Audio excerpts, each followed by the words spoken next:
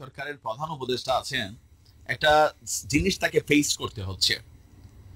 এই জিনিসটা হচ্ছে মিডিয়ার যে একটা ইফেক্ট, সেটা কিন্তু তাকে বড়ভাবে ফেস করতে হচ্ছে, বিশেষ করে আন্তর্জাতিক পরিমণ্ডলে বর্তমান সরকারের ভাবমূর্তি নষ্ট করার জন্য বা বাংলাদেশকে নিয়ে নানান ধরনের যে দেশি বিদেশি ষড়যন্ত্র আছে। দিন শেষে বাংলাদেশের খুবই অকৃত্রিম বন্ধু, কঠিন মিত্র দুইটা রাষ্ট্রের নাম উঠে আসছে। আমি একটু আশ্চর্য হয়েছি যে তাদের আসলে এখান থেকে গেইন করার ইস্যুটা কি। ভারত নয়তো শেখ হাসিনার পক্ষে কাজ করতেছে বুঝলাম, কিন্তু চীন এবং রাশিয়া মানে পুতিন কাকুর দেশ কেন এখানে এটা খেলতেছে? এটার পিছনে একটা কারণও হইতে পারে, কারণ রাশিয়ার সাথে এই যে আমাদের একটা পরমাণু কর্মসূচি চলছে, বিশাল প্রজেক্ট, এমনকি এটা নিয়ে একটা প্রতিবেদন আসছিল, কয়েক হাজার কোটি টাকা এখানে এই পার ওই পার হয়েছে।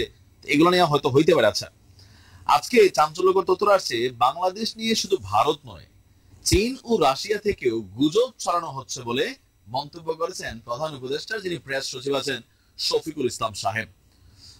নতুন বাংলাদেশ অর্জন, চ্যালেঞ্জ এবং উত্তরণ, মানে কিভাবে এখান থেকে বের হয়ে এসে যায়, এই শীর্ষক আলোচনায় তিনি মন্তব্য করেছেন। তিনি বলছেন, অনেকেই বাংলাদেশ আফগানি রাষ্ট্র হয়ে যাচ্ছে বলে প্রোপাগান্ডা চালাচ্ছে। তাদের এদেশের মানুষের সাথে কথা বলে বিভ্রান্তি দূর করা উচিত। শুধু ভারত নয়, চীন এবং রাশিয়া থেকেও গুজব ছড়ানো হচ্ছে।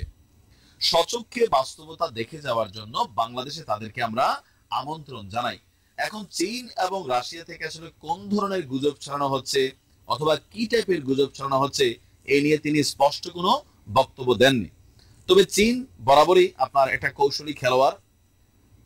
চীনের কি বলা যায়, যে কোনো দেশের সাথে চীন যখন চুক্তিতে যায়, ব্যবসা বাণিজ্য করে, দেশ বুঝে চীন কিন্তু সেখানে বিশাল একটা ঋণ দেয়। বাংলাদেশের বিশাল ঋণ দিছে। আর বড় বড় প্রকল্পগুলো যেগুলোতে ঋণ দিছে, সেখানে আবার বিলিয়নস অফ ডলার আমরা এখন শুনতে পাচ্ছি নয় ছয় করেছে। আবার চীনে অনেক কোম্পানি সেখানে কাজ করারও সুযোগ পেয়েছে। তো এখন রাশিয়ার আসলে এই জায়গাটাতে খেলাটা কোনটা হইতে পারে? আমি বেশ কয়েকটা আর্টিকেল পড়ছিলাম যে রাশিয়ার ভূমিকাটা কোন জায়গায়। তো আমি দিন শেষে খুঁজে পেয়েছি একটাই, যে রূপপুর পারমাণবিক যে প্রকল্প, এই প্রকল্প নিয়ে আপনারা জানেন যে অভিযোগ আছে শেখ হাসিনার কন্যা সাইমা ওয়াজেদ পুতুল, তিনি প্লাস হচ্ছেন সজীব ওয়াজেদ